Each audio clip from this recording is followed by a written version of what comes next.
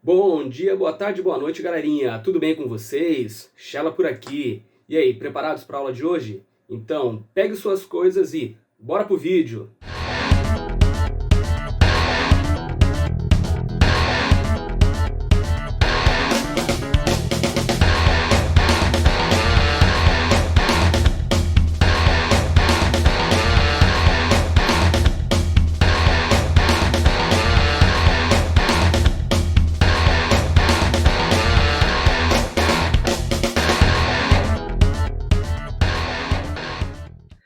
Fala, galerinha, tudo bem com vocês? Como estão as coisas por aí? Aqui tudo tranquilo, tudo em paz. Hoje, um pouquinho atrasado, né? Digamos, uma semana atrasado, mas por que uma semana atrasado? Porque o 7 de setembro foi semana passada e é sobre isso que vamos falar hoje, né? Sobre este acontecimento aqui, né? Este quadro, um famoso quadro de um pintor chamado Pedro Américo, né? O Grito do Ipiranga, né? Onde ali Dom Pedro I, às margens do rio Ipiranga, com a sua espada desembainhada, teria gritado independência ou morte. Mas será que foi assim mesmo? Como que se deu todo o processo? Será que foi uma bela manhã que Dom Pedro acordou, despertou e falou: hoje é um bom dia para promover uma independência? Será que foi assim? Vamos ver como que foram os passos, né? O que foi acontecendo neste processo histórico até que se chegasse de fato ao 7 de setembro de 1822, né? E que terminasse com este episódio que ficou conhecido como Independência do Brasil, né? Então vamos lá. Se vocês se lembrarem, né? Só retomar um pouquinho, puxar, fazer um download na cachola de vocês, aí vocês vão se lembrar que estudamos sobre um sujeitinho baixinho, mal encarado, bravo, né? Não sou eu, não sou eu não sou bravo, eu sou baixinho, né? Que é o Napoleão Bonaparte, que assumiu o poder em 1799 na França, né? Depois do período da Revolução Francesa, assume como cônsule, junto com outros três, né? Com outros dois, desculpa, né? Então eles formam ali um, um triplo consulado, tudo bem?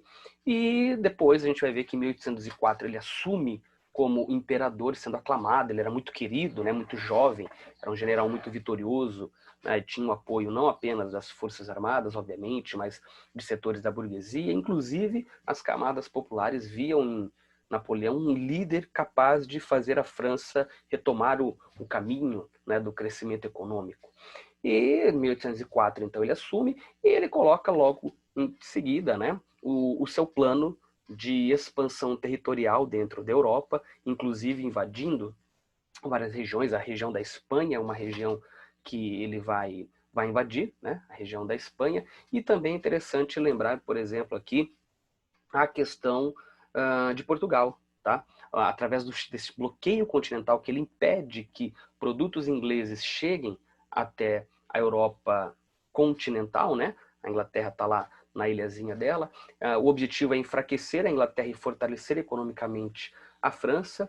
E como Portugal era uma grande parceira econômica da Inglaterra, Portugal não respeita muito esse bloqueio continental imposto por Napoleão, e Napoleão meio que fica, lógico, né, muito irritado e vai invadir a França, assim, vai invadir Portugal, assim como havia feito com a Espanha, né?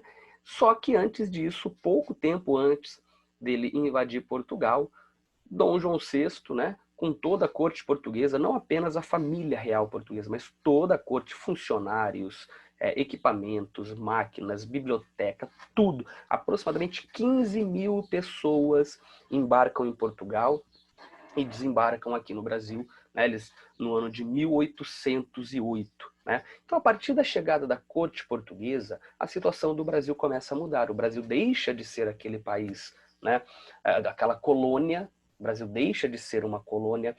Vocês devem se lembrar que havia o pacto colonial, que o Brasil, enquanto colônia, só podia comercializar especificamente com Portugal, que era a sua metrópole. Dom João VI acaba com isso, né? Então abre-se as fronteiras econômicas do Brasil, abre os portos brasileiros para comercialização com outras nações. Isso é importante porque faz o Brasil começar a ter uma característica econômica que não se tinha antes, tudo bem? o comércio com outras regiões, permite a construção de manufaturas aqui no Brasil, que até então não tinha, universidades. Então, o Brasil começa a mudar, né? É dessa data, por exemplo, a criação do Banco do Brasil, a criação do Jardim Botânico, de tantas outras instituições, faculdades de medicina no Rio de Janeiro, né? Tantas instituições que até então não haviam, porque o Brasil era uma colônia. Então as coisas começam a mudar, né? O Brasil depois, mais para frente, ele será elevado à condição de sede do Reino Unido, de Portugal e Algarves. Então o Brasil não é apenas mais uma colônia, ele é a sede do reino português. Né? Então isso, sem dúvida alguma, vai mudar a cabeça da elite brasileira, que não será mais apenas... Lógico, né? Já era a elite, tinha um poder econômico antes da chegada da corte portuguesa, mas eles começam a desfrutar de um poder, de uma situação que antes não tinham. Tá? Só que depois Napoleão é derrotado, Dom João VI é chamado de volta para Portugal. Dom João VI volta para Portugal e deixa quem aqui no Brasil? Dom Pedro.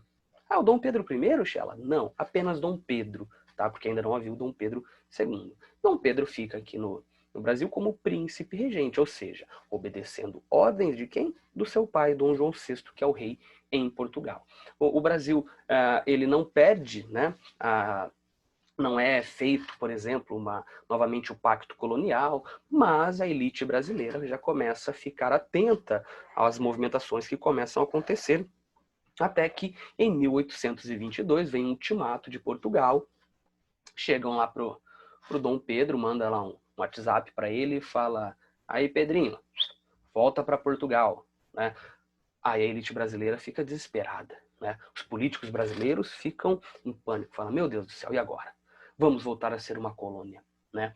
Os portos voltarão a ser fechados, as manufaturas também, né? Tudo aquilo que nós conquistamos desde a chegada da corte portuguesa em 1808, né? Agora 1822, 14 anos aí de transformações que o Brasil começa a passar, a gente vai perder tudo isso. Então, o que eles começam a fazer? Começam ali, né? Ô, Dom Pedro, cheguei. E se você ficar aqui no Brasil? E se você se tornar imperador aqui?